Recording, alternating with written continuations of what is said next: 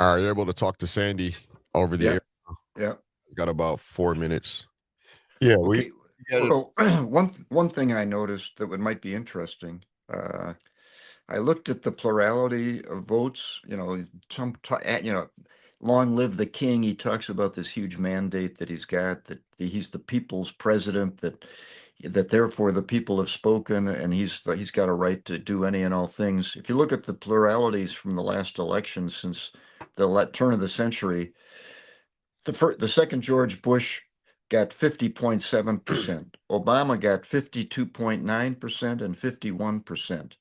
Donald Trump, when he was elected, then got 46%. Joe Biden, when he was elected, got 51.3%.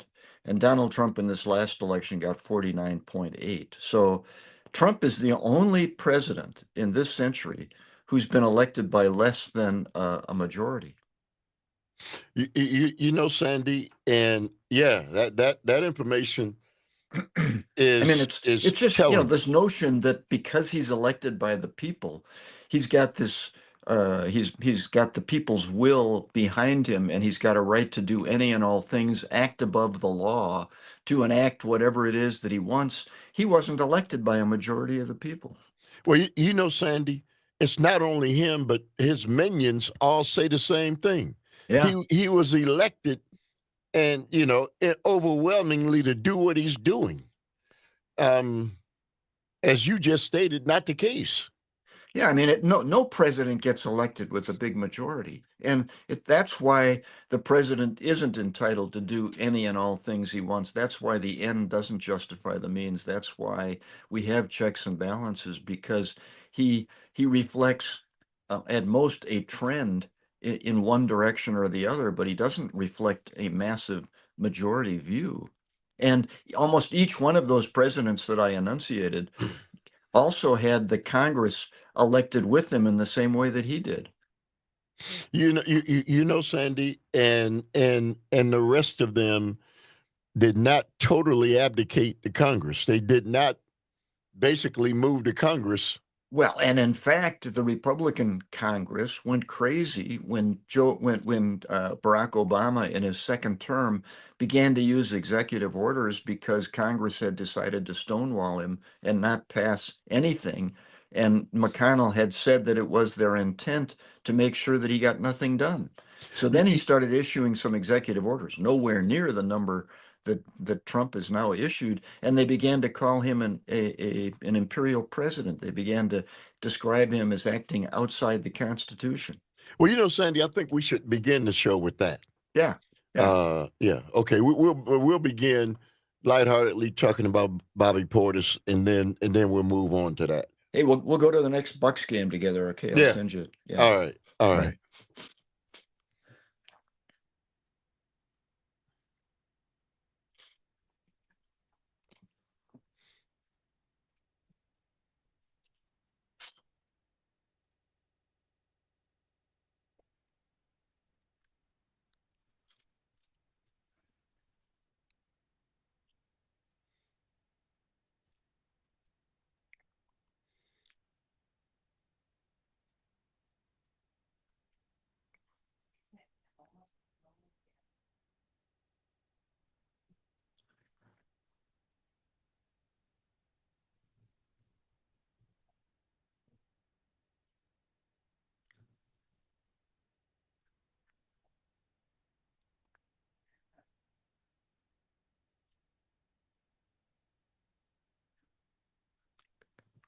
Hey, what's up now? Brother, what's up? This is a groovy party, man. Yeah, I brother, can dig it. solid. Right on.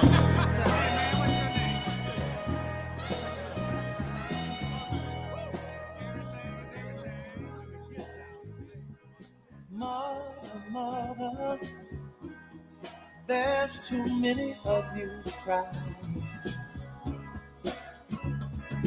Brother, there's far too That's many 855-752-4842. You can text us at that same number. Good morning to you, Carti, man. How you doing?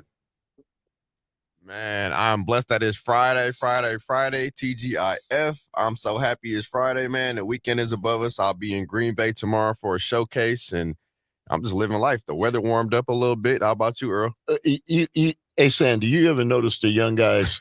It's Friday. It's Friday. Yeah, Were you ever?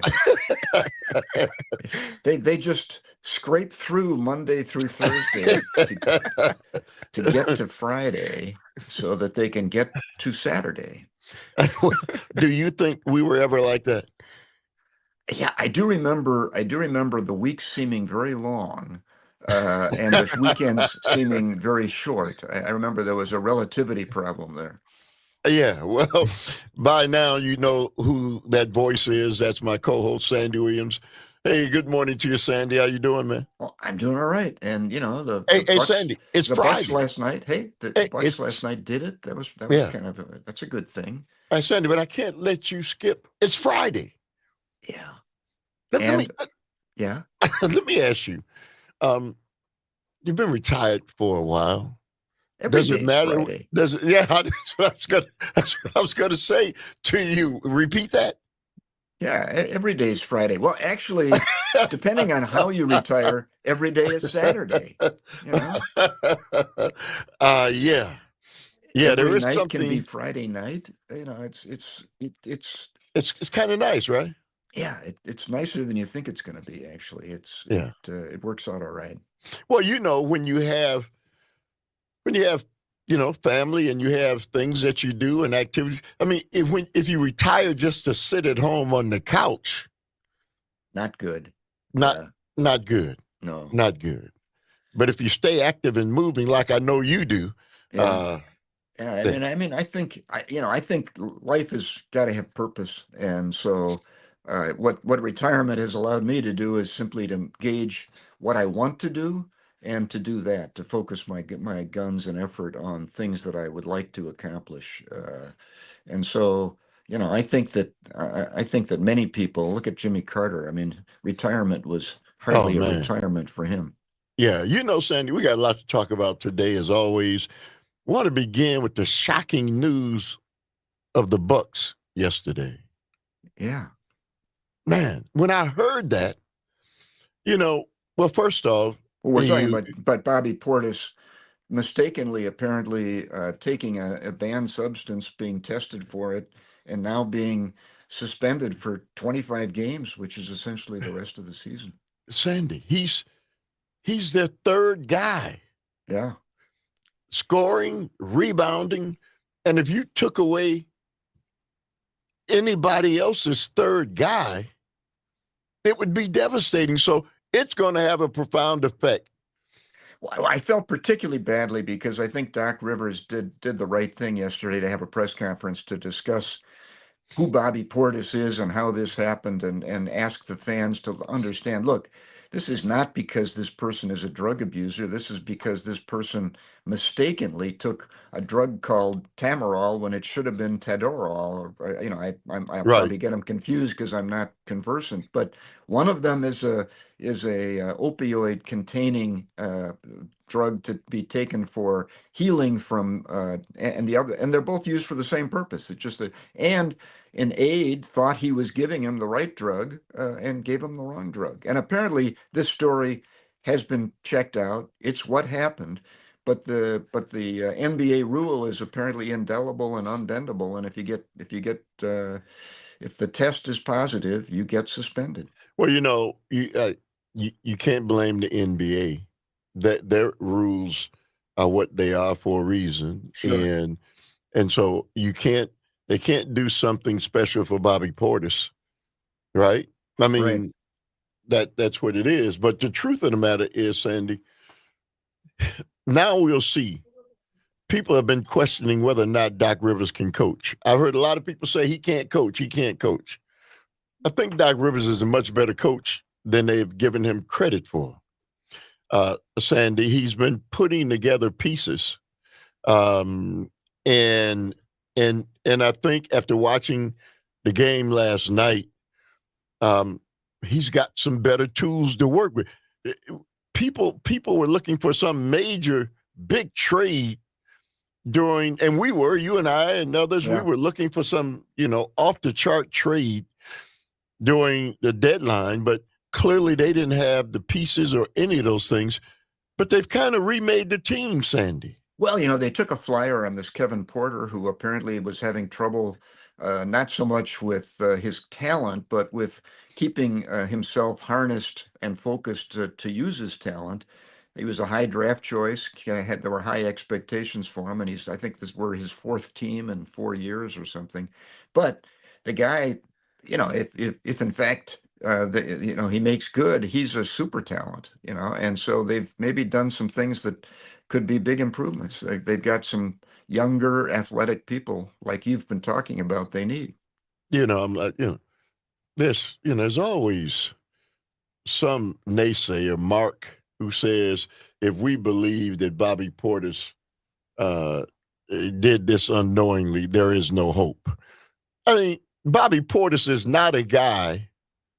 His character, Sandy, and the things that he does in the community, the kind of person he is, there's no question who Bobby Portis is. And for someone to question, who he is and whether or not his character, it's just ridiculous, right? Well, that person is operating out of cynicism. He doesn't know Bobby Portis any better than we do.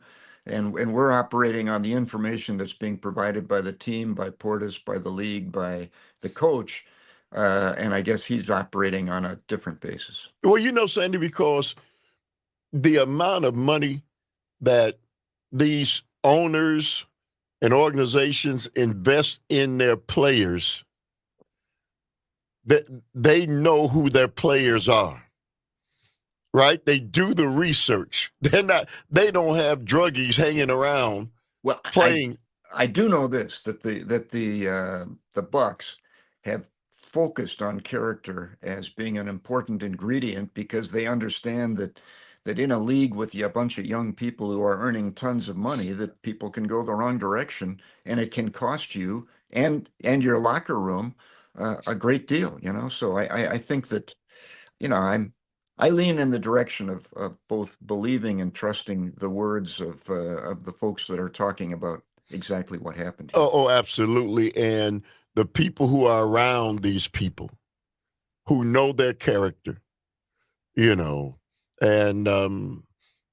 I've seen Bobby Portis. He's got great character. He's a great character guy. He's not Middleton, but he's pretty close to it when you talk about what he does in the community, and he's a community guy. But anyway, I'll tell you, Sandy, they looked good last night. The trade that people really were upset about when they brought in, what's the guy's name? Kyle Kuzma. Yeah, Kuzma. Yeah. That's going to turn out to have been a really good trade. He's athletic. He can score in more ways than Middleton could. He's up and down the court, Sandy. He's big and strong and fast, and he can run with Giannis. They're going to be much better. And he's shooting threes from the other three-point line, too. Oh, yeah. Yeah. I mean, they're going to be better. The question, Sandy, is the moves they made pale in comparison to the moves Cleveland made. And Cleveland was already a team that keeps piling on. They're like the Celtics last year. They know that they're a breath away from becoming a championship team, so they're going all in. Bucks, I don't see the Bucks winning a NBA championship, Sandy, but the Bucks are entertaining, and to me, that's kind of what you want, right? Yeah. Well, you can hope. It's interesting. Some teams come out of nowhere, come out of left field, at least in the playoffs. You can win 4 out of 7. Right. It's a little harder to do that. But Toronto, there have been some teams in the past who've come out of left field and went a long way. Yeah, listen, the Bucks. You and I follow the Bucks, right? Yeah. The Bucks are better now. You remember a year or two ago, they were the oldest team in the league. We didn't think there was no draft choices. We didn't think there was any way possible that they could get younger. Sandy, they've gotten younger. Yeah, so have you, Earl. Hey, come on, man. Come on, In man. your dreams. I know. Anyway, Sandy, we've got a lot to cover, a lot to talk about. Let's say this. The person who's in the White House, Sandy, doesn't represent himself. All the moves he makes represents the American people. And so as I'm watching and reading things, it's saying the American people, the American people, the American people. He is our president, Sandy, and he represents us, whether we like it or not. Before the world, he represents us, right? Well, yeah, I mean, we can talk about it after the break, but, I think that the problem, I mean, you can have issues with policy. You can also have issues with decorum and form. You can have problems as well with process. And so, there's some of the policies that we're talking about are okay as far as I'm concerned, but the way they're being implemented, the form and the process, and the lack of deliberation, all of these things are potentially extremely troubling and are troubling. And I had coffee yesterday with a couple of guys who were peers of mine, and basically we were sort of semi-comatose when it came to talking about how different things are today than they've ever been before. 855-752-4842. Sandy, when we come back, I want to stop it at the Ukraine conversation. And your thoughts. 855-752-4842. It's Friday. That means Friday's my co-host Sandy Williams and you on the Earl Ingram Show.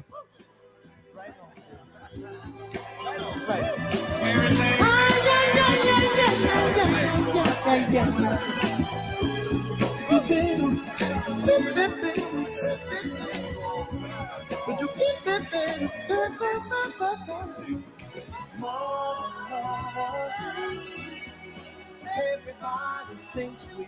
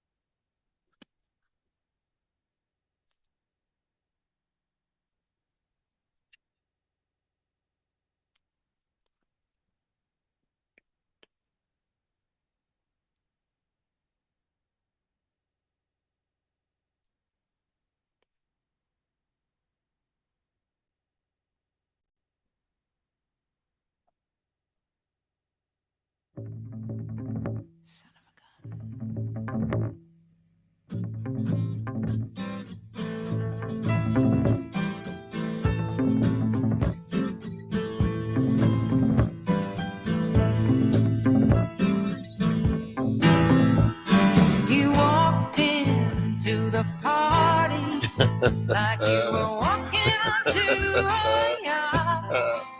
Your hat strategically dipped below one eye. Your scarf, it was apprehensive.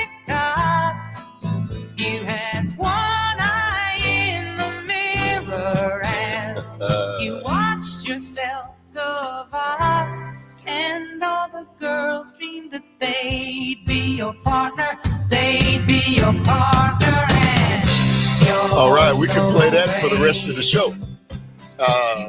Welcome back to the Earl Ingram Show. As always, you can join us at 855-752-4842. You can text us at that same number. It's Friday. That means Fridays with my co-host Sandy Williams and Sandy the Music.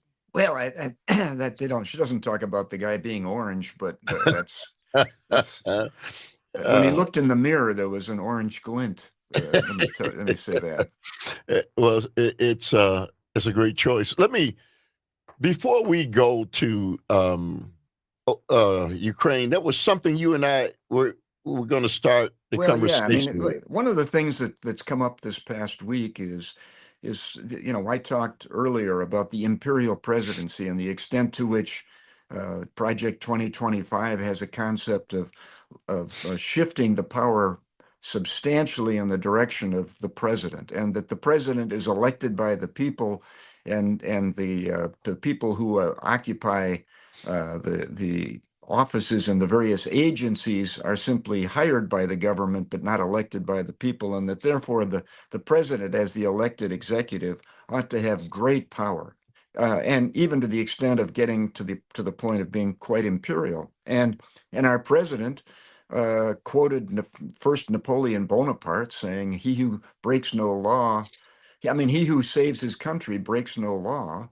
And then yesterday, after lifting the congestion pricing process in New York, tweeted, "Long live the king." So this is a man who has a view of himself as having imperial powers, and everyone in the administration talks about the extent to which he was elected with this mandate that the people have spoken. Well, I went back to look at the presidential elections during this century to see what the margin of election has been. And so, it's interesting. George Bush II in 2004 was elected with 50.7% of the vote, a bare majority. Barack Obama was elected with first time by 52.9%, the second time by 51%. Donald Trump then was elected by 46%. Joe Biden was elected by 51.3% of the people, and in this last election, Donald Trump was elected by 49.8% of the people. Donald Trump's the only president in this century who's been elected by less than half of the people, less than a full majority. In any case, though, the extent to which people come into office as president with huge mandates is a falsehood. It's a very close to majority kind of number in any case. And in Barack Obama's case, he had all of these people in their first election got a Congress that was also elected with them. So they had a couple of years of the capacity to pass bills. But when Barack Obama was president, Mitch McConnell said that it was his job to make sure that Barack Obama got nothing accomplished. And they began to stonewall him after 2 years. And so then he began to use executive orders, nowhere near the number of executive orders being used by Donald Trump today. And the Republicans became unglued. They talked about how Barack Obama was an unconstitutional president, exercising powers like a monarch. And, they came apart at the seams when a Democrat did this. Today, with the Republican, we have a different situation where we've got people on the Republican side saying, look, this man was elected. He can do anything he wants, essentially, and that's the way he's behaving. And that's the problem with shifting so much power to a president when presidents get elected with very slim majorities, if they get elected with a majority at all. Sandy, the fact that when this was put together, the founding fathers said congressmen and senators did not have, a limit. They could remain there as long as the people continued to elect them. Presidents only got 8 years. There's a reason that the founding fathers created it in that manner, Sandy. Well, actually, the founding fathers didn't put the 8-year limit on. That came after FDR. but in a constitutional amendment. But it's it was done for a reason. At that right. time, people were concerned about having imperial presidents. They were accusing Franklin Roosevelt of being an imperial president. He got elected multiple times, primarily because he was a wartime president. Got two of those elections occurred during World War II. But yeah, there's definitely purpose behind it, and there's also purpose behind the checks and balances, and there's purpose behind having due process procedures for the implementation of rules, as well as the removal of rules. And there's also purpose behind the fact that the president doesn't have the power, according to the Supreme Court up till now, to simply impound money that's been authorized to be spent by Congress for programs.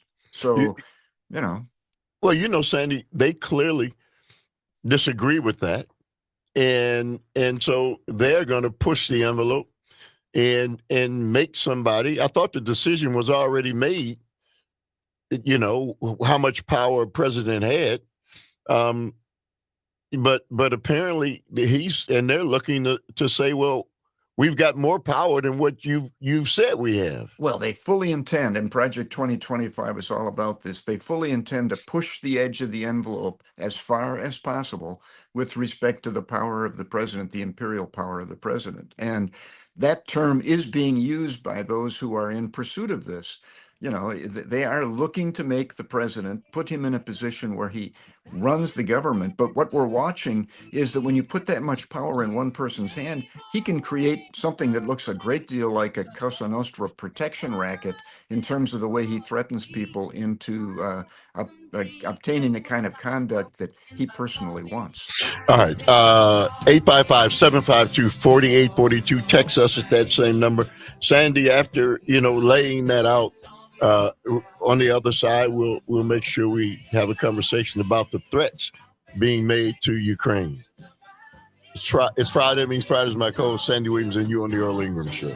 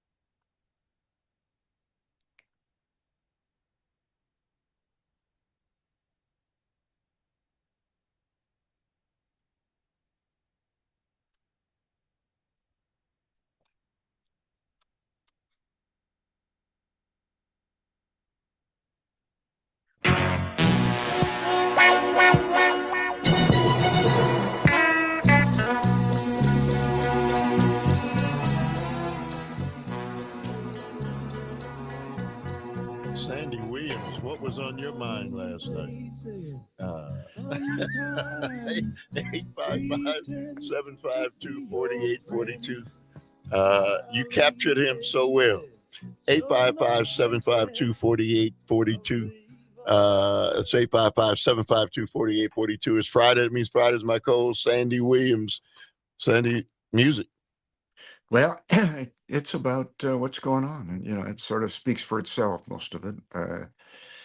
Some of it's tongue in cheek. Maybe most of it is.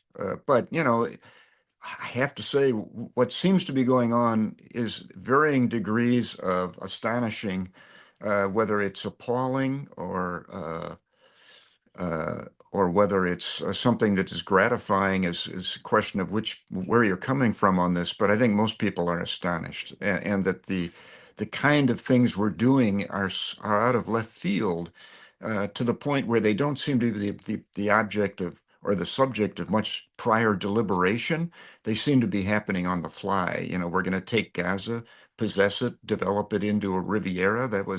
Seems like an idea that was hatched moments before the words were spoken. And now we've got processes ongoing where we're essentially involved in making threats to Ukraine or its leader, unless and until they sign on the dotted line and sign over to us what might amount to trillions of dollars worth of rare earth minerals, which they possess. It's like, at the end of World War II, the Germans who were defeated were forced to pay huge reparations to the victors. This looks like we're asking Ukraine to pay huge reparations to us for having been their allies, when at the end of World War II, what we did was the Marshall Plan for Europe to rehabilitate it, which did involve giving them loans and then them spending the money in the US to get a bunch of things accomplished. But now we have a president who is basically trying to bring the president of Ukraine to heel by denigrating him, insulting him, and saying, look, unless you sign on the dotted line here, I don't know, maybe you'll lose your country. I mean, it's not about getting a peace now so much as it is getting a piece of Ukraine. If China were doing this to someplace in the world, we would be jumping up and down. We'd be sending aircraft carriers to sit offshore. This is the kind of conduct that is bully boy, the bully boy conduct that we would accuse bad guys of doing, and now we're one of them. And in the long run, bully boys get ganged up on by the kids on the playground. You know, Sandy, maybe you've seen it before, but I don't think I've ever seen our nation just do a complete 360 in what we just saw with the support for Ukraine during the Biden administration.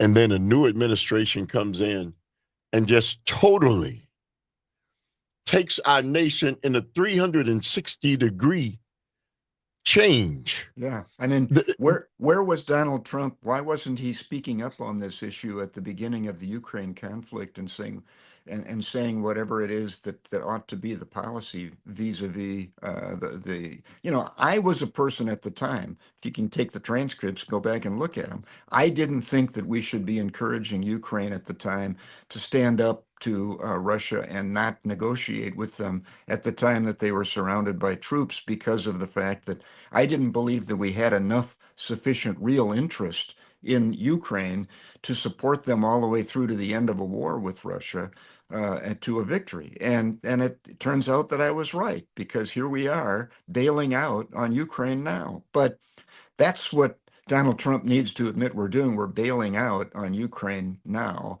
And the worst part of it is that we're doing it in a manner that seems to be completely kowtowing to the position of Russia. If we had performed as we should have, maybe in 2020, we would have helped create a balance of power that would have allowed for an outcome that was not totally biased. But now we have a situation where we're adopting all of Russia's talking points. We're using their disinformation as information. I mean, I don't know whether Zelensky has a 57% approval rating exactly, but I do know this: he does not have a 4% approval rating. And we've got Elon Musk, we've got Donald Trump, we have others repeating those kind of things, which is clearly information that's being fed to them. Let's go to Gary from Sussex.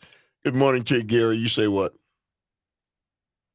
Well, this thing with Ukraine and Zelensky, the billions of dollars that we've given to them, I think that maybe the United States would like an audit to find out where that money went. Did it go into Zelensky's personal pockets?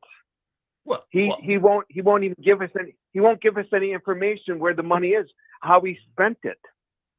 So why are you saying that? Do you know that to be the case?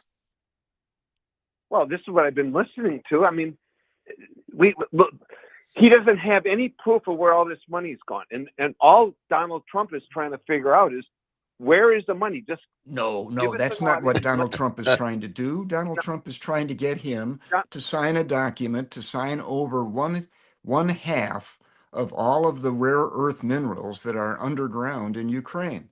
And that's absolutely different. We spent billions of dollars for him. Well, we gave him billions of dollars. Don't you think that he owes us something, Zelensky? Well, no, wait. Let's just talk about what the conduct of alliances and what we've done in the past with respect to alliances. And, we provided this money to him to support him in a war against someone that we were describing at the time as being an enemy of Europe. And the Europeans themselves have done the same thing. Now, the extent to which that money was handled correctly is the subject of and shouldn't necessarily be looked into, and should have been being looked into at the time and during the time that it was being expended. And there's no question that there was undoubtedly leakage. Ukraine is a very corrupt country. We knew that. Russia knows that.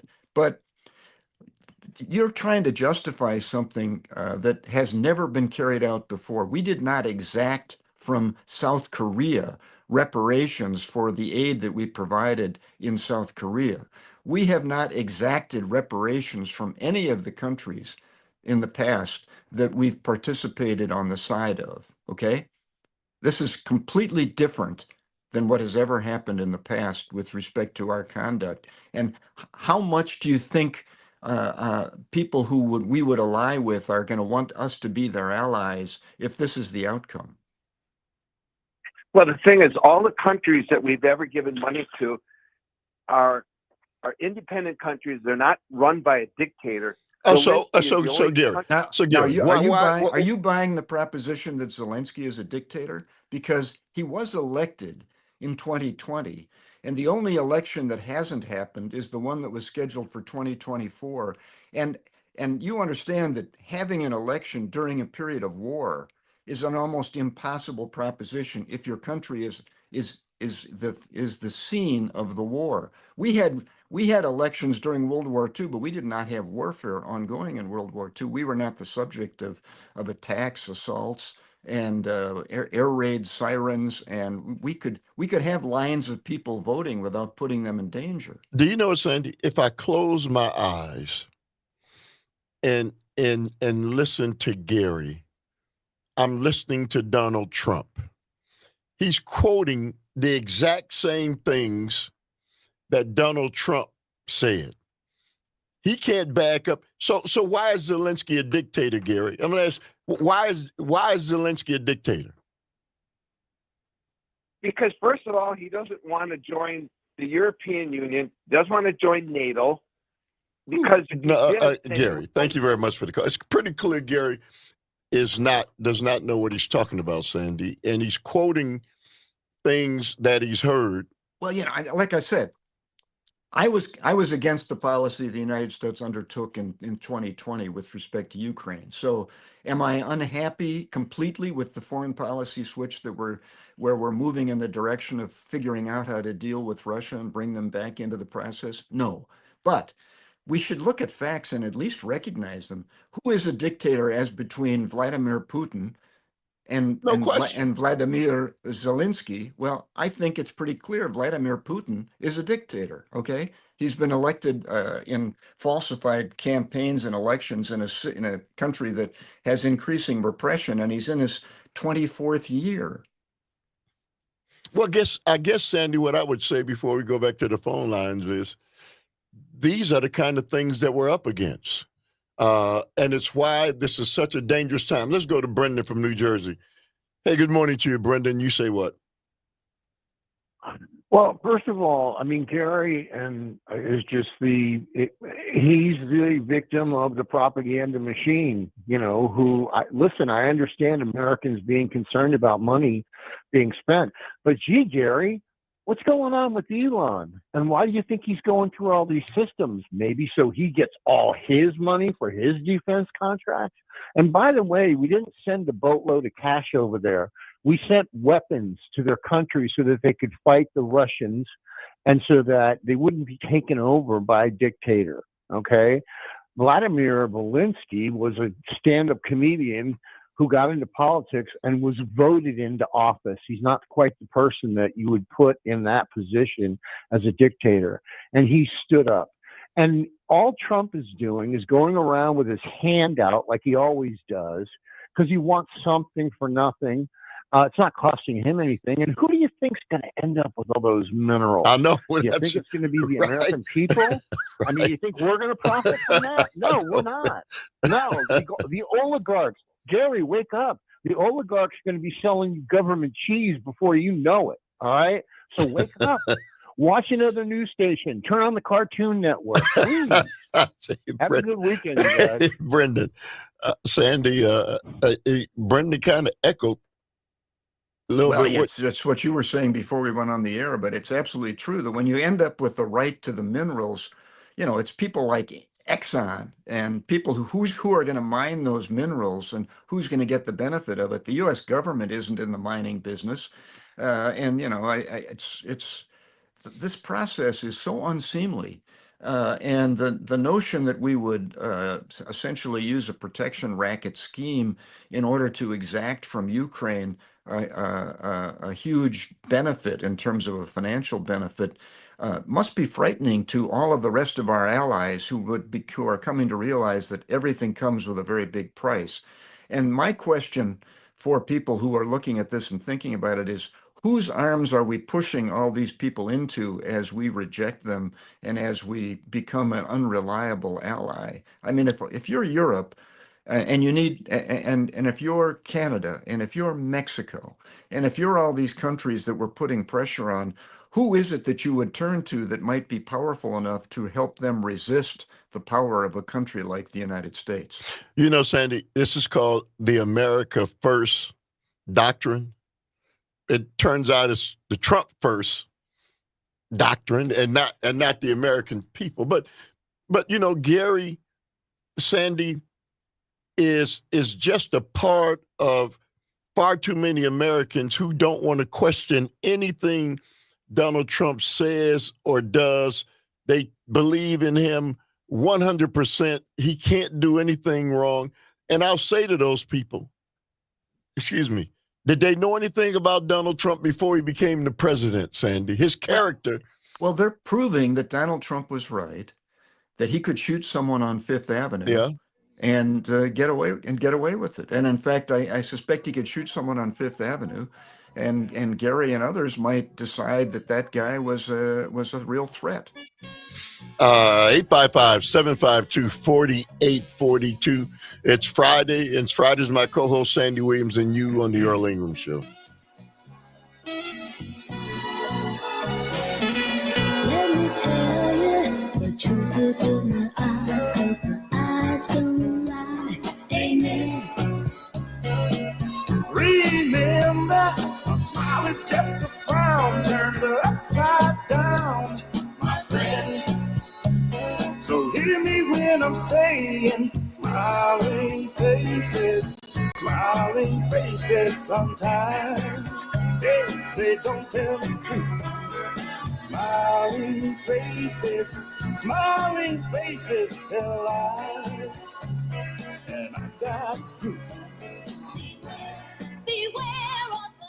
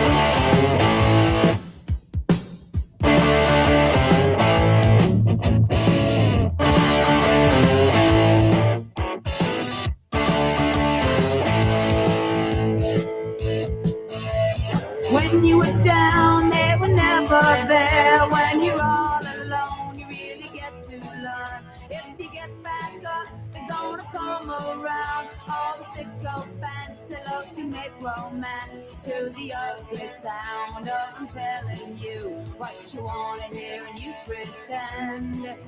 Cause they all agree you're supposed to have a Welcome back to the Earl Ingram Show. As always, you can join us at 855-752-4842. That's 855-752-4842. Text us at that same number. It's Friday.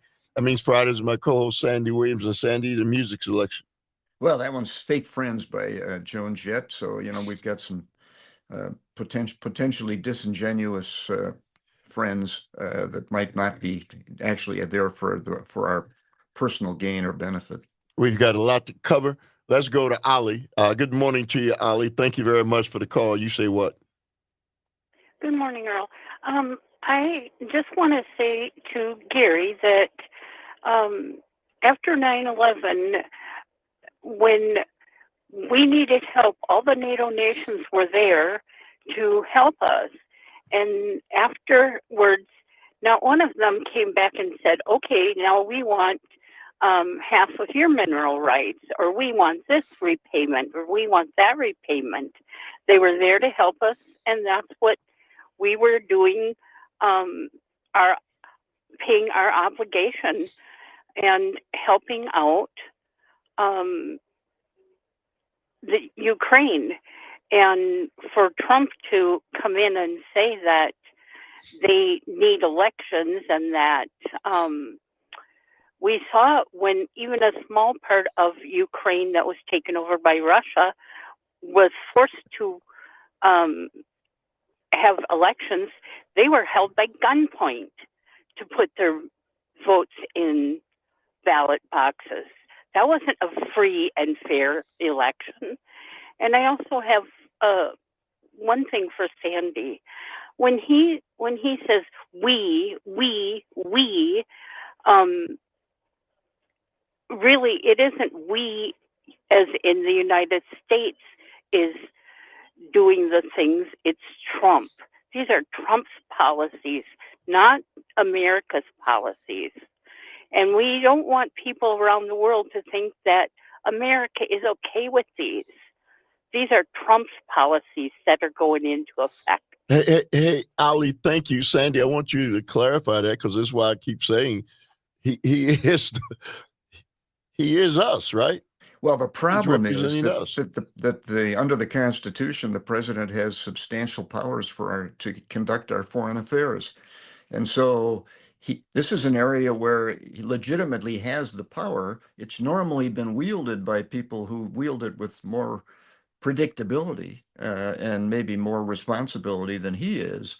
But that's the problem. Then she's identified it is that the rest of the world views this as, they might understand that it's the president doing it, but it also represents the will of the United States because that's what he controls. Let's go to Gene. Good morning to you, Gene. Thank you very much for the call. You say what? Well, good morning, guys. I'm saying that people who are following this now, I love the saying, if they're spewing it, they're doing it. And people have significant concerns about what's going on with Elon Musk and how he's ripping apart all of the structures that hold our democracy together. And we're dealing with a person, and people really need to look up narcissistic and narcissism, because he's surrounding himself with those type of people that don't give one iota about anybody but themselves. You look at their family situations, the many wives they've had, and the zero concerns about their kids. You pay attention to that stuff because you're being misled. And this is significant. Why are you kowtowing to a person who, friend Howard Stern warned the public that Trump don't care about you? He pokes fun at you when he's not with you. Why do you not pay attention to this guy who wanted military parades for himself? He wasn't worried about the cost. Why are you idolizing this man? There's something wrong. You need to look at yourselves, guys. Because why do you need a man like this running our country, calling a good man who is trying to protect his people? actually protecting the people that he governed. Zelensky, give me a break. He was right there with his people. The dictator is the guy that you're bowing down to. The dictator personality. He's spewing it and he's doing it. Wake up, folks. Thank you very much. Hey, You guys have a Gene, good thank weekend. you very much for the call. You know, Sandy Ali kind of took umbrage to the fact that, Donald Trump is representing us. And she's speaking as if he's independently, and what he's saying and doing is just Donald Trump. It's not the case, man. I mean, he's the president of the United States. That's all of us, right? I mean, he thinks that people are kowtowing to what he says because it's him saying it. But he should understand that no, the reason they're kowtowing is it's the president of the United States that's saying it. Okay, it's not personal power. It's the power of the presidency, which is the people. Yeah. Right. Yeah. 855-752-4842. A lot more to talk about, Sandy, especially how European allies are looking at this. 855-752-4842. Guys, hang on. We'll come right to you. You're tuned into the Earl Ingram Show. It's Friday with my co-host, Sandy Williams.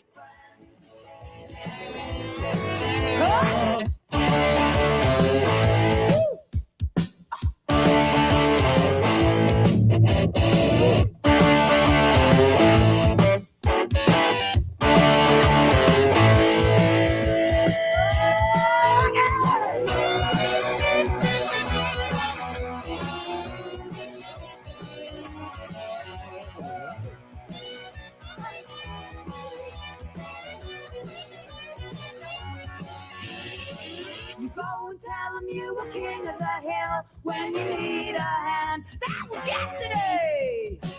You see him laugh while you're on your knees, and it breaks your heart cause you gave so much and you can't believe that you hit the ground, and you know it's you and losing friends. Losing friends.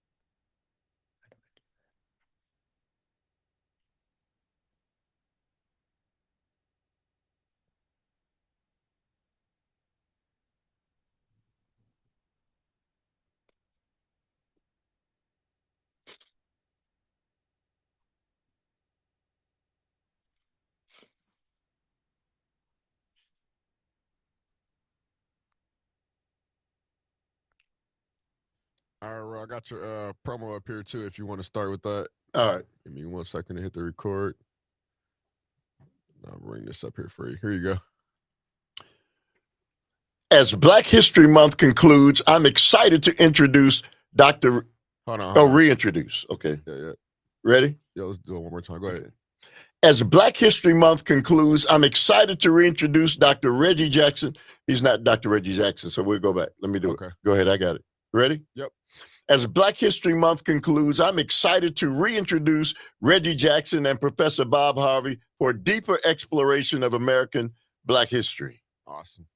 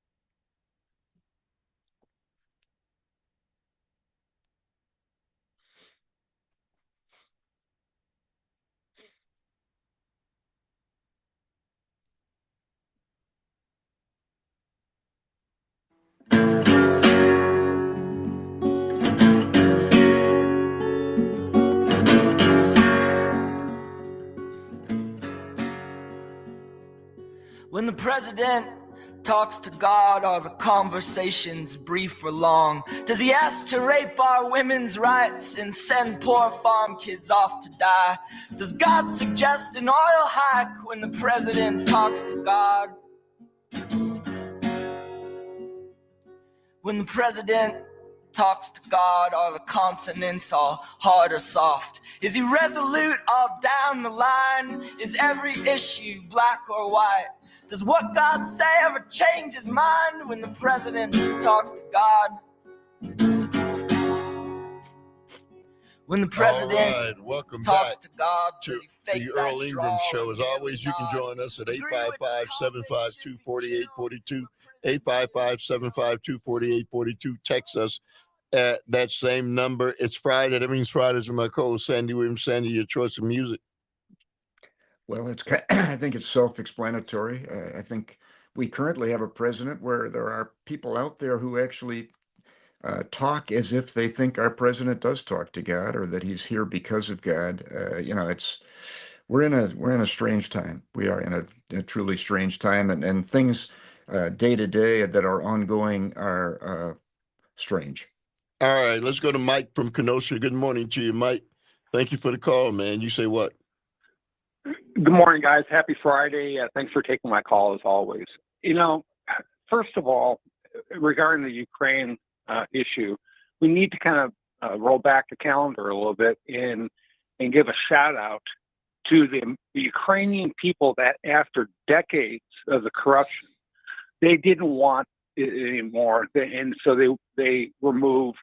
Was it Yankovic, something like that? I forget the guy's name. Yanukovych was his name. Yeah. Yeah. So the Ukrainian people stood up and they took their country back, right?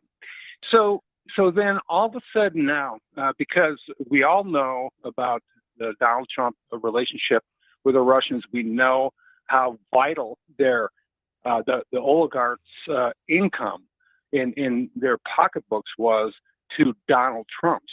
They were intertwined financially, for sure. It just, like you were saying a moment ago, Sandy, it's one of these things where you scratch your head, you wonder what in the world are people looking at that they can support a tyrant and somebody who, like Putin. Co-equal branches of government. When we look at our U.S. Constitution, we often, I think, neglect it. We don't give it the respect it deserves, rightly so. It's a brilliant, hard-fought guide to people power. What is more, pacifying, what is more culturally acceptable than people determining their own path forward in a republic? And what we're seeing is this tyrant Donald Trump, hiring minions, and then, attempting to dismantle all the hard work and all the gains gained over the last 250 years. It's really something to see. But let me just remind people that Donald Trump's mentor, and he talks about this on a regular basis, was Roy Cohen. And all you need to know to look into Donald Trump's mind is get a little history on Roy Cohen, and that'll probably change your attitude real quick. But I'm a firm believer in co-equal branches of government. I'm a firm believer in people power. I know what we're capable of. We've seen it before, but when we have a well-organized, well-funded dark money machine that allows the Jesse Walters, the Sean Hannitys, the Tucker Carlsons to get inside people like Gary's head and manipulate the information. The big lie, Russian influence, all these things that have jumbled up the American brain, our minds. It's worked. So going forward, we're going to have a very active populace. And the challenge I think we have today to finish the call is America and all the people out there. When you see people like Earl, when you see groups like the Truth Chamber trying to do public work, doing your work, support them. Now's not the time to be sitting on the couch. Now's the time to get up and get going. Hey, Mike, thank you very much for the call, man. Really appreciate it. Let's go to CJ. CJ, you're up.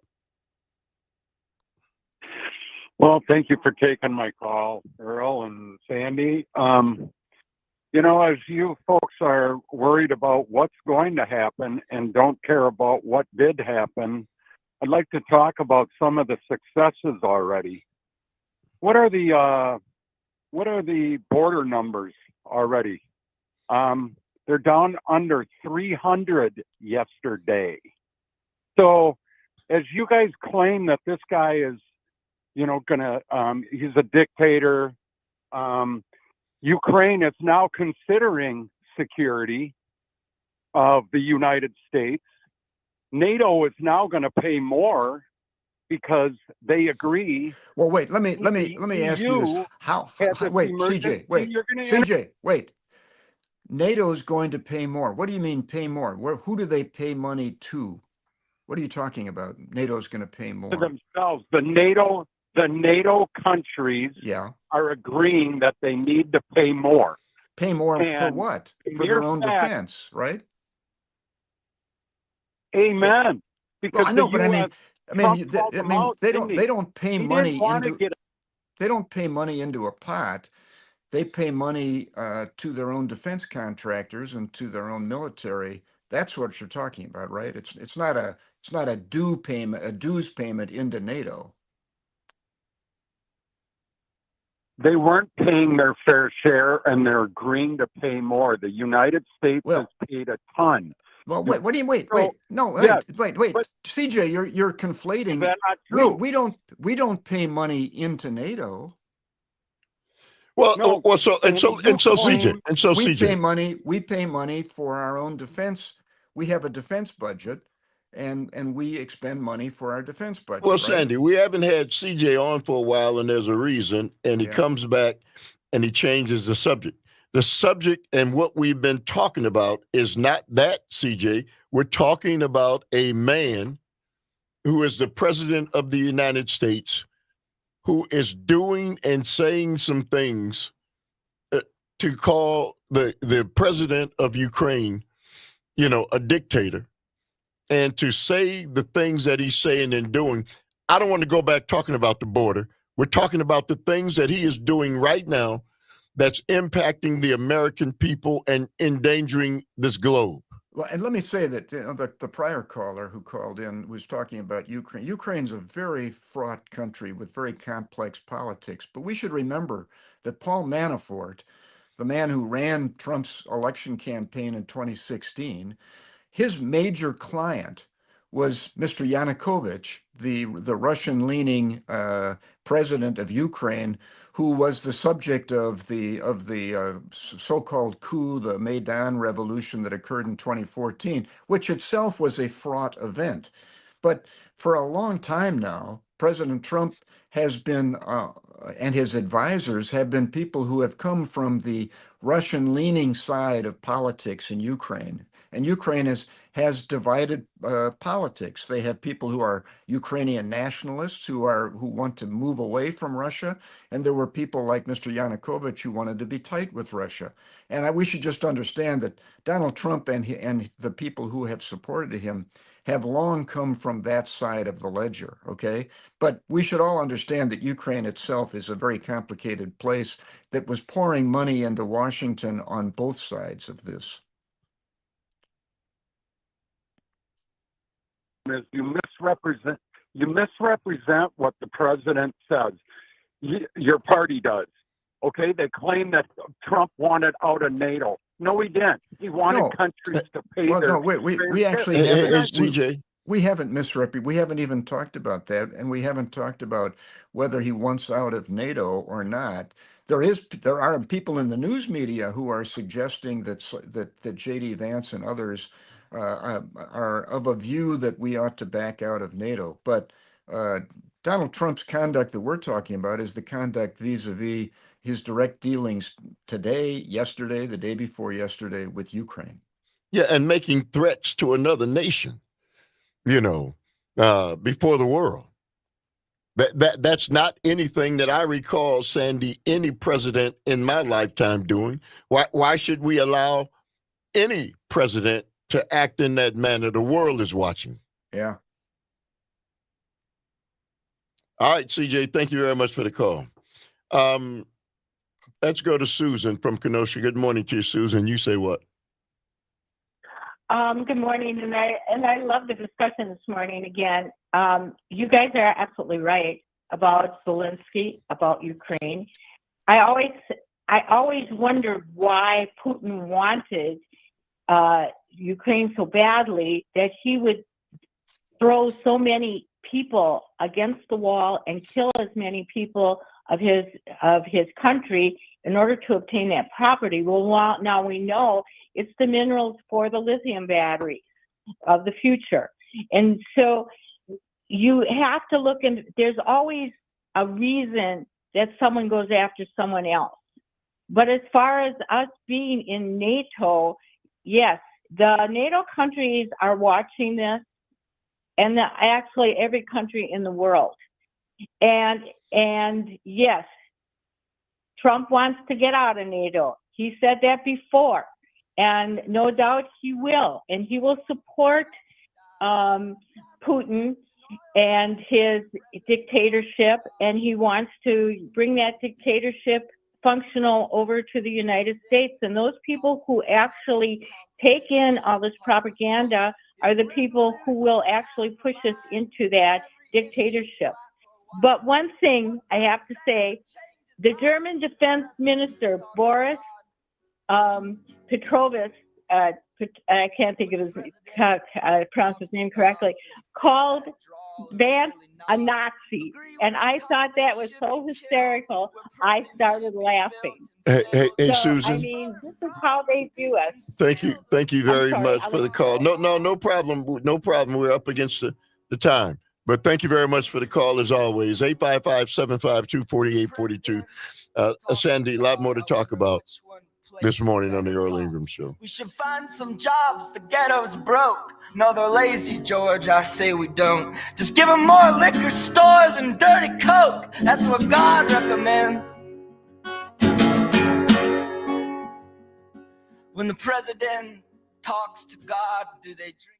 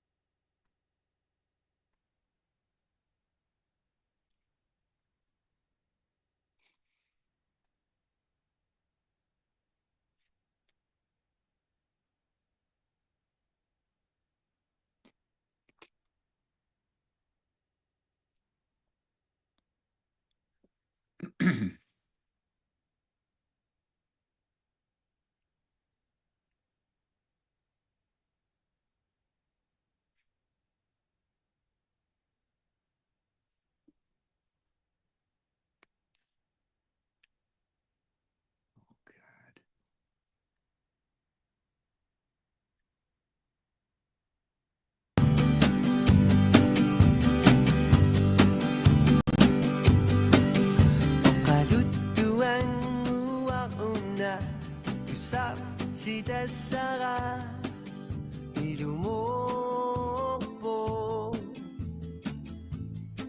uenu sertugata simaso asen inaru itu atunga All right, welcome back to the Earl Ingram Show. As always, you can join us at 855-752-4842. 855-752-4842. Let's go to Phil. Good morning to you, Phil. You say what? Good morning, Earl. Can you hear me okay? Yes, sir. Bill. I'd like to address this to CJ. He's way too young to remember the Cuban Missile Crisis.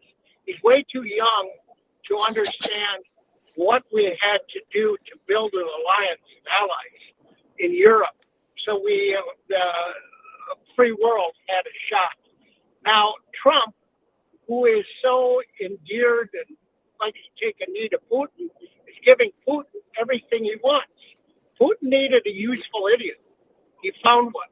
And CJ, if you had lived a little longer, you might understand at least half of this. Thanks. Have a great weekend, guys. Well, you know, Bill, thank you. CJ's old enough to remember that. He just doesn't care. Hey, Sandy.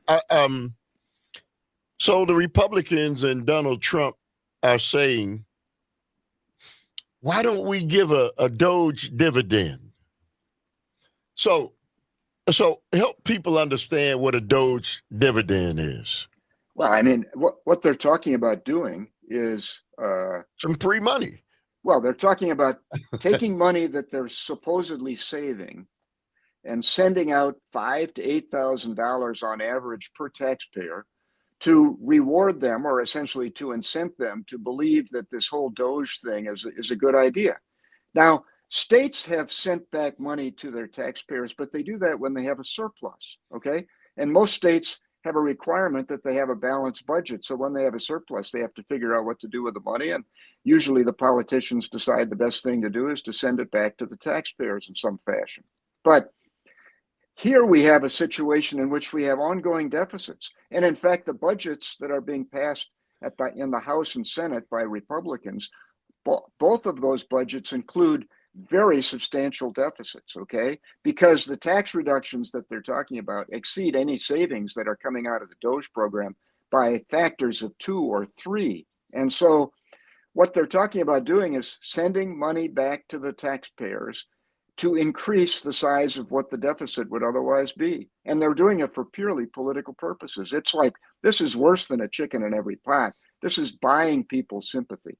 You know, Sandy, when Joe Biden and this government sent out the checks during COVID, and he was disparaged from sending those dollars out at a time, Sandy, that our nation was in dire straits, and the American people, many of them were in dire straits, and they needed those resources to keep the government going. That's not the case, and they made mockery of that.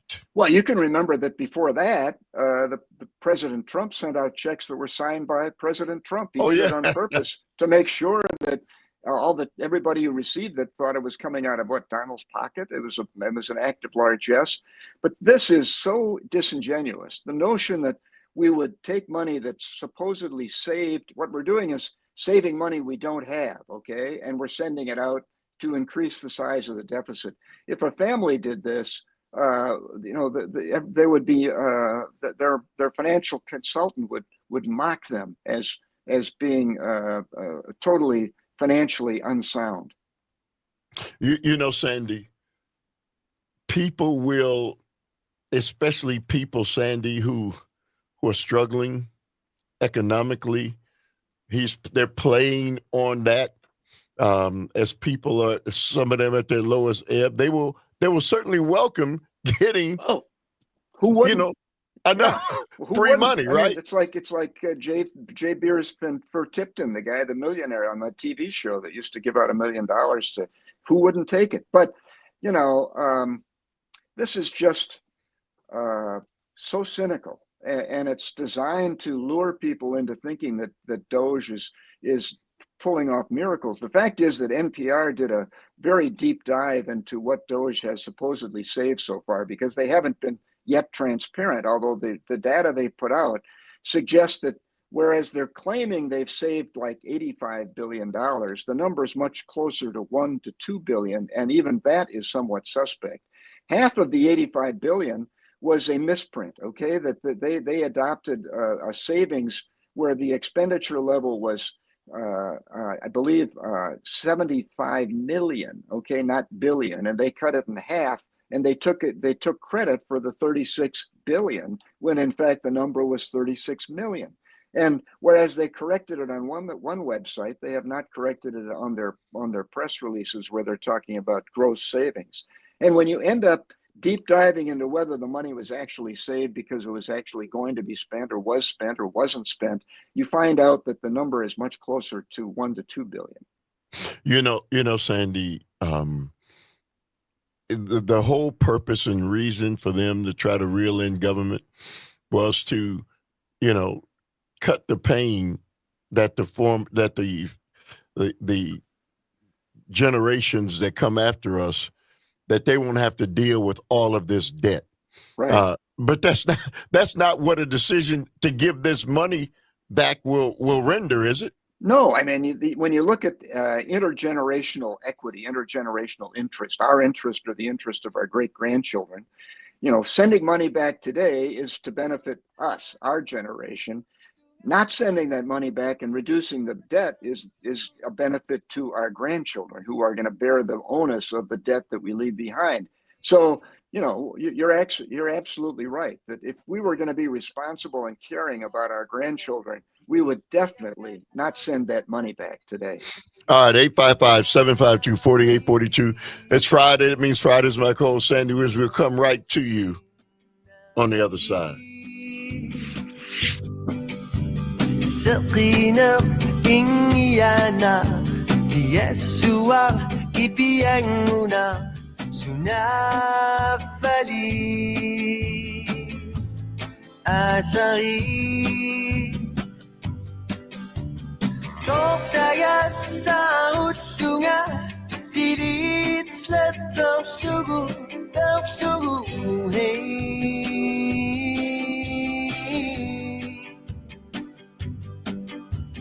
Tokaya sa utunga Dirit slatang sugu hey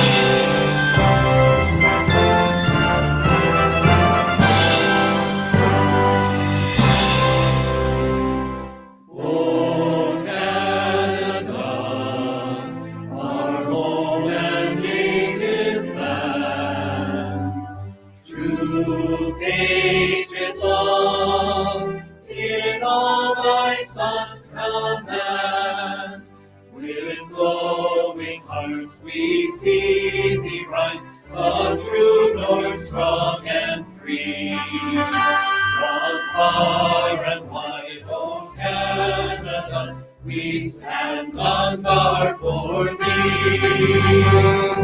All right, welcome back to the Earl Ingram Show. As always, you can join us at 855-752-4842, 855-752-4842. Text us at that same number.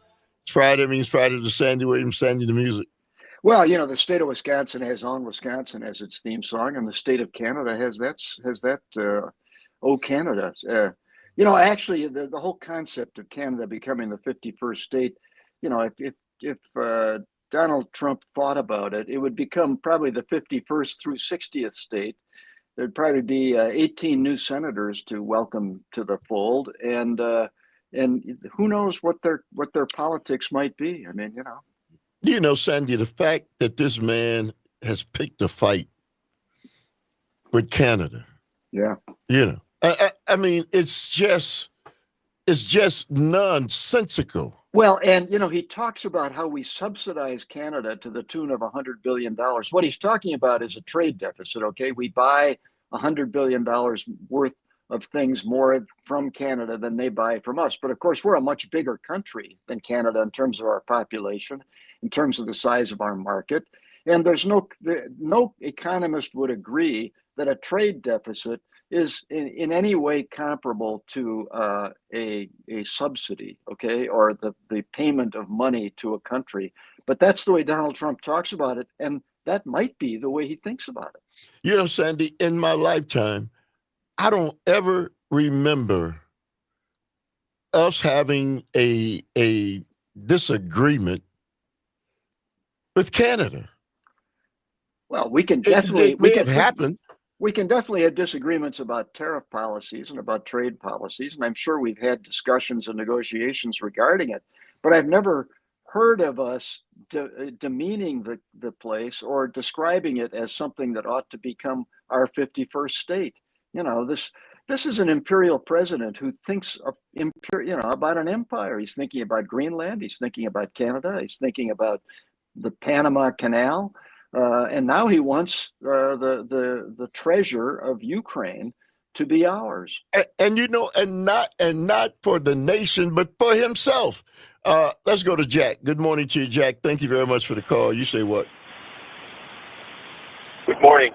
Wanted to weigh in on the national debt and the cuts business that you guys were talking about. Go ahead. I missed part of it, but okay. And number one on the national debt, the people who brought us to where we're at today, the presidents recently are George W. Bush and Donald Trump. And for Donald Trump, it was the tax breaks for the wealthy, primarily. 85% of it went to people making more than $500,000. That added more than $4.3 trillion to the national debt. Well, that was supposed to go away in 2025. And so the Trump Republican budget says, no, we're going to keep that tax break in and we're going to give them another. So you're looking at a 4.3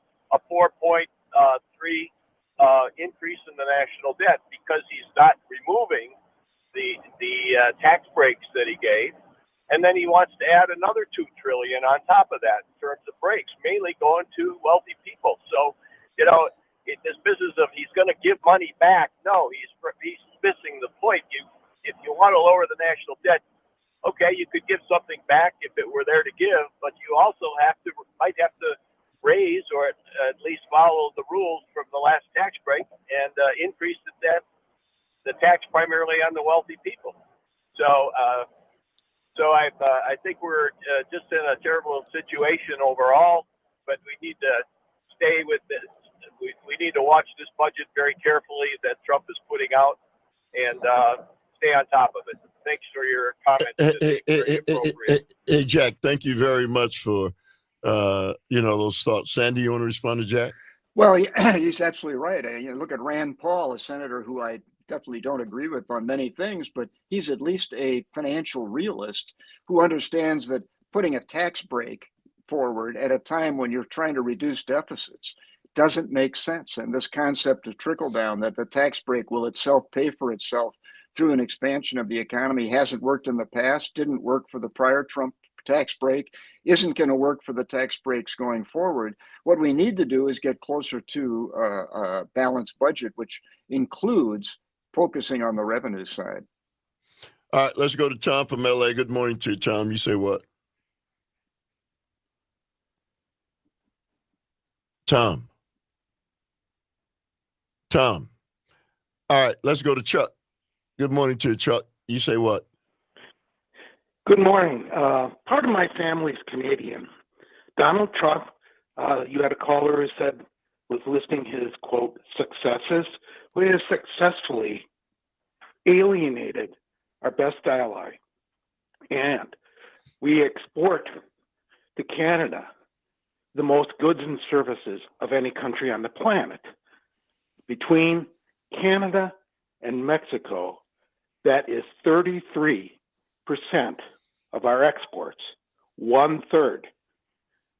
They are boycotting us. Exports will tank. The economy will tank. The world despises us. I have a sister that lives in France. The French are ready to put troops in Greenland. All Greenland and Denmark has to do is say the word.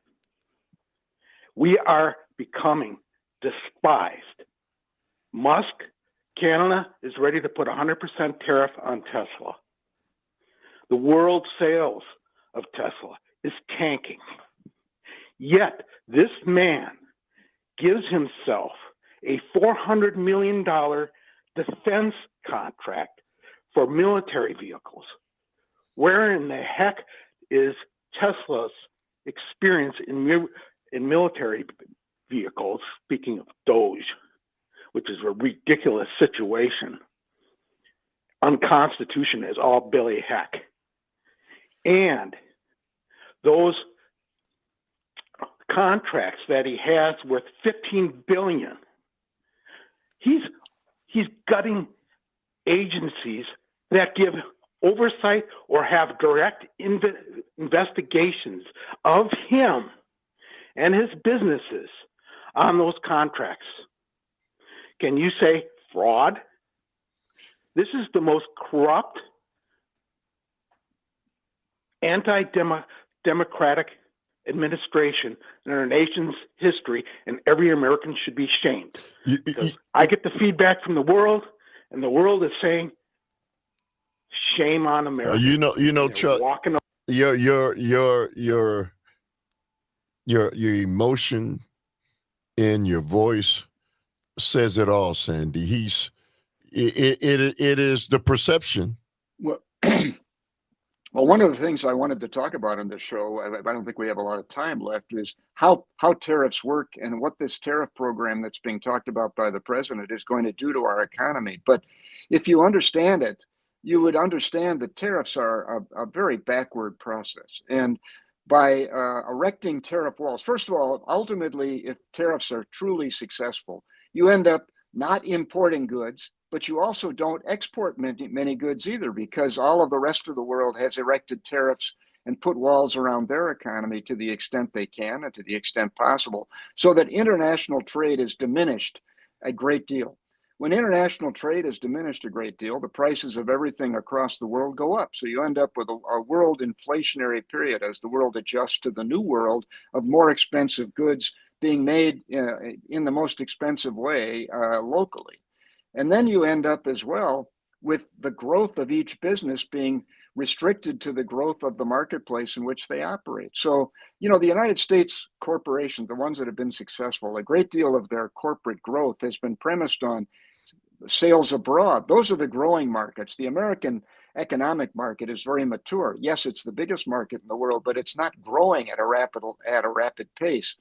So if you're an American business, and if your sales are restricted to the American economy, you will not have a high growth rate in your business. You will have the growth rate that is the growth rate of the American economy, which is not anything like the growth that's being experienced by successful corporations as they participate in world trade. So this is all a process of shooting off our toes, not one at a time, but shooting our feet off as we proceed down the line of shutting down international trade and trying to create a world that looks more like 1950. Well, you know, Sandy, Trump is not that ignorant. He knows the outcomes. No, I of don't these. think. I don't Oh, think he he doesn't. does. I don't think he does. I think he thinks he talks about tariffs being the most beautiful word in the world. He talks about tariffs as if they magically create revenue when the revenue from tariffs is paid by the American people. It's just a very regressive tax, and it's also it's a process that increases profits of American businesses in the near term, but not in the long term. So Sandy, Mark says Trump is brilliant enough to realize that other countries are our competitors, not our friends. Okay. I hope Mark invests heavily in all of Donald Trump's businesses, and I hope he was an investor in the casino businesses in the past, because Donald Trump, his business brilliance has been, suspect. Let's put it that way. All right, let's go to Tom from LA. Tom, go ahead, sir. Hey, Earl, I don't want to hear from Republicans talking to me about balanced budgets and everything. There's only one person that has balanced a budget in my lifetime, one president, and that was Bill William Jefferson Clinton. Yeah.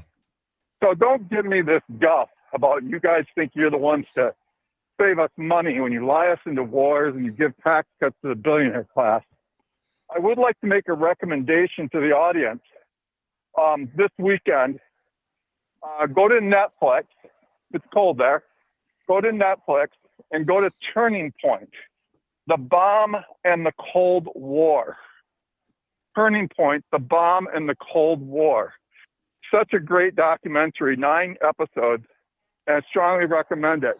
And Sandy, I really do think that CJ thinks that NATO is something to do with paying dues, like homeowner dues or golf tees, green tees.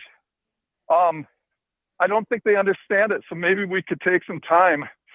So, people that have not been educated and have been thrown propaganda, well, Donald Trump might think that it's like paying dues. I don't know. But could you explain that to the audience, please? Because I think it's really important with NATO. Have a great weekend. All right. Thank you, Tom. Well, with respect to NATO, what happened was that the NATO members all agreed some while ago that they would try to shoot for paying at least or spending at least 2% of their GDP on defense. And the United States has been spending 3, 4, 5% of its GDP on defense, depending on the time period and the growth rate of its GDP. And the fact is that the NATO countries have moved in the direction of doing that. But this is all money that's expended within their countries, within their budgets, toward their own participation in defense.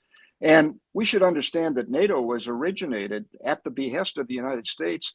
And one of the reasons for it was that we wanted to make sure that the European countries, one, didn't develop armies independently that would fight against one another, because that had been the source of the major conflicts during the 20th century. And two, they were a great client for the United States military-industrial complex. We were selling them their armaments, and we were putting our troops abroad all across Europe in a manner that was facilitating our own defense. So, it's not exactly the way the people have portrayed it. All right, 855-752-4842, 855-752-4842. You're tuned into the Earl Ingram Show. Rivers flow, how dear to us thy broad domain, from east to western sea. Thou land of hope for one, thou true north, strong and free. A people glorious and free. Oh,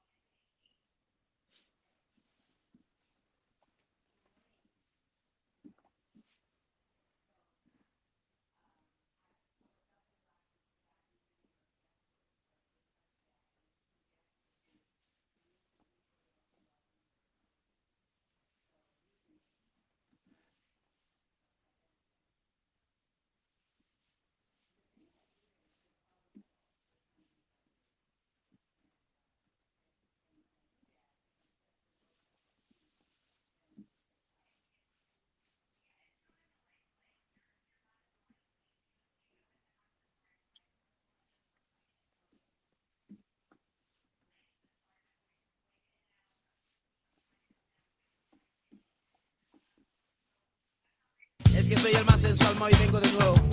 Como el huracán, pero distinto y diferente. Ay, ay, ay, ay, ay, ay. Soy tu papi el más sensual. Ay, el más sensual. Y cuando estoy contigo me siento original. Ay, original. Y dice, dámelo, mami. Dámelo, mami. Dame, dame, dame, dame. Wow, wow, wow. Dámelo, mami. Dámelo, mami. Dame, dame. Y si te beso en el cuello, all right. Welcome back to the last few minutes of the Earl Ingram Show. As always, you can join us at 855-752-4842. Text us at that same number, Sandy, your music. Well, that music is from Panama. The prior music was from Canada. I'm just bringing music from the countries that are in Donald Trump's crosshairs right now. You know, Sandy, the guy earlier, Jack, who said he had family in Canada and he had and family in Italy or France. Yeah.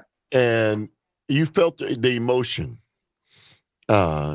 He's outraged, as many of us should be. Well, Donald Trump seems to be fixated on natural resources. So, you know, Canada obviously is a place that has a great deal of oil. It has rare earth minerals. It's a country filled with natural resources. Greenland has no people to speak of, but it obviously is a place with great natural resources.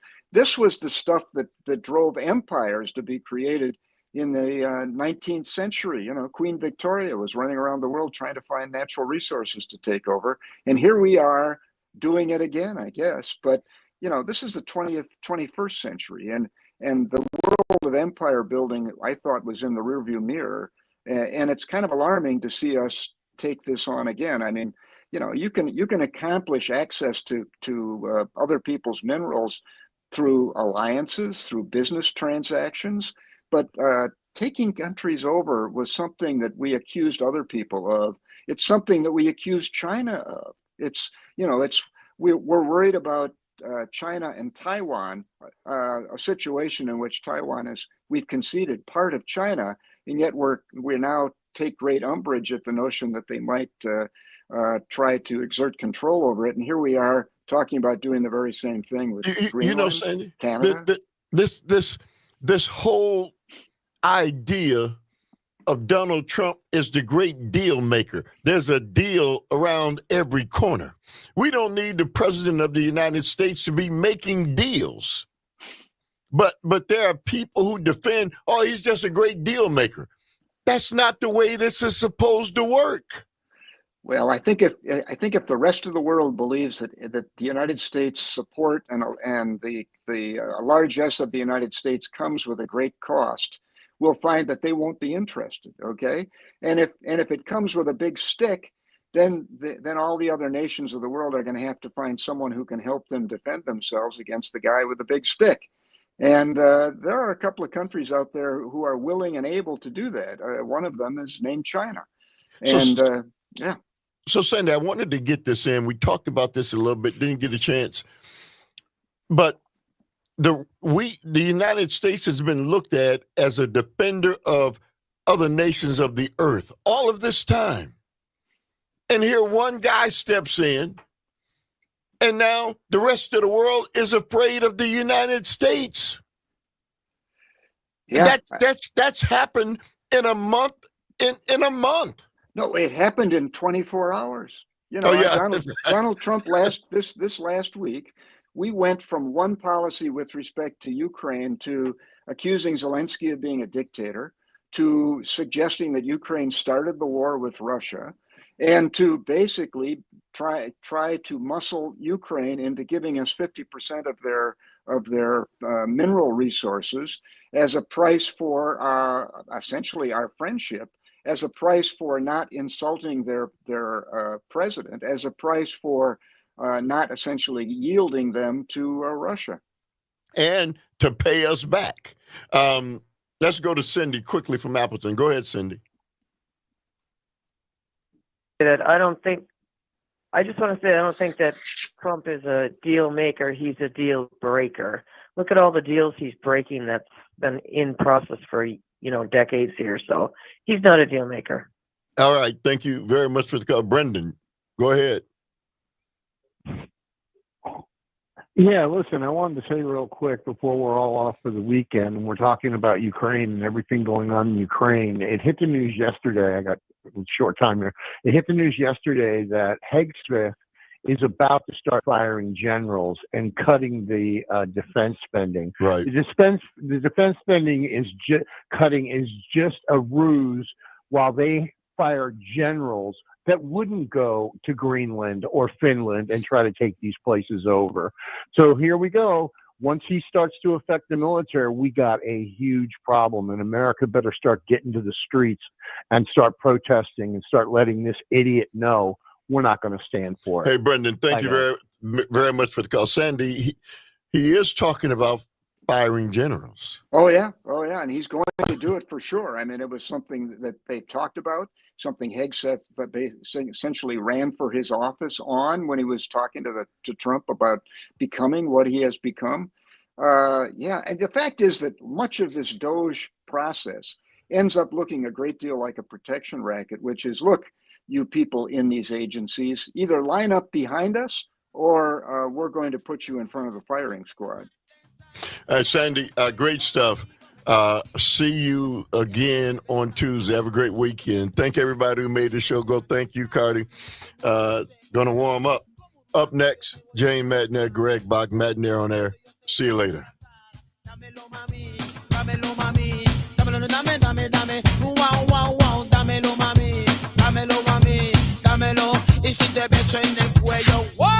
Y si te beso en la boca, what? Y si te beso en la espalda, what? Y si te beso de nuevo, what? Ay, ay, ay, ay, ay, dice, what the way, qué manera, what the way, qué manera, puya por aquí, puya por allá, puya por aquí, puya por allá, soy tu papi el más sensual, ay, el más sensual, y cuando estoy contigo me siento original, y esa es la verdad, pero mira, dámelo mami, dame, wow, wow, wow, dámelo mami, dame, mira, mami, soy tu papi el más sensual, soy tu chico el original, aquí está Renato, vengo de nuevo, Cataño en español yo fui el primero, dámelo mami, dame, wow, wow, wow, dámelo mami, y si te ves en el cuello,